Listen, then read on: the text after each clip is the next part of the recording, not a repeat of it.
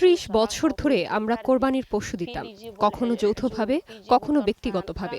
কেউ গরু আনতো, কেউ ভেড়া আনতো। শিশুরা খুব খুশি থাকতো এবং আনন্দ উপভোগ করত।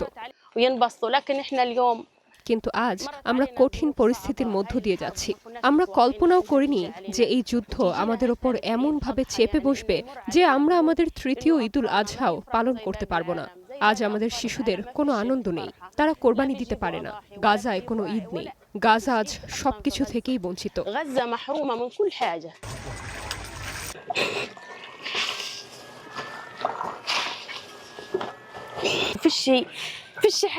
আমাদের কোনো জীবন নেই। ঈদ আসছে, কিন্তু আমাদের জন্য নয়। প্রতিদিন আমাদের ছেলেরা শহীদ হচ্ছে, প্রতিদিন বোমা বর্ষণ, প্রতিদিন ধ্বংস। গাজায় আমরা কোন ঈদের কথা বলছি? এখানে ঈদ বলে কিছু নেই।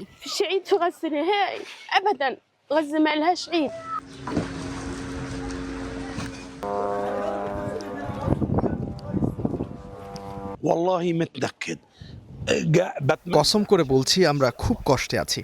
আমি ভেঙে পড়েছি কারণ আমি কুরবানি দিতে চাই। আমি চাই কুরবানির পশু আসুক, যেন সীমান্ত দিয়ে মুসলিম ভাইরা আমাদের পশু পাঠায়, যাতে আমরা অন্য দেশের মতো কুরবানি দিতে পারি। আমাদের কেন বঞ্চিত করা হচ্ছে? আমাদের শিশুরা কুরবানির আনন্দ থেকে বঞ্চিত।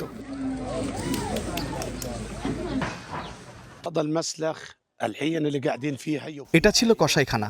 আমরা এখানে আমাদের সন্তানদের নিয়ে আসতাম, আনন্দের সাথে কুরবানি দিতাম। আমরা যেখানে আগে কুরবানি দিতাম সেখানে এখন বাস্তুচ্যুত মানুষরা বাস করছে। দেখুন, এগুলো তাদের তাঁবু, আর পুরো জায়গাটা ইঁদুর, বেজি ও নানা ধরনের প্রাণীতে ভরা। এখন সবকিছু ধ্বংস হয়ে গেছে। للأضاحي الناس يجوا ينبسطوا يجيبوا أطفالهم وكل واحد يجيب أولاده معاه عشان ينبسطوا في الضحية. قطاع غزة كان سنويا গাজা উপত্যকায় প্রতি বছর ২০,০০০ গরু ও ৪০,০০০ ভেড়া কোরবানি হতো। দুর্ভাগ্যবশত ইসরায়েল গাজায় কোনো কোরবানির পশু আসতে দিচ্ছে না। কৃষি উৎপাদন ব্যবস্থার উপর কঠোর অবরোধ আরোপ করেছে। যেমন আপনি জানেন, যুদ্ধের ফলে ৮০,০০০-এর বেশি ভেড়া ও গরু মারা গেছে। গাজার অধিকাংশ গবাদি পশু, গরু আর মুরগির খামারগুলো ইসরায়েলের কথিত ইয়েলো জোনের ভেতরে, যা গাজার ৬০%-এরও বেশি এলাকা জুড়ে। এলাকাটি এখন দখলদার বাহিনীর নিয়ন্ত্রণে।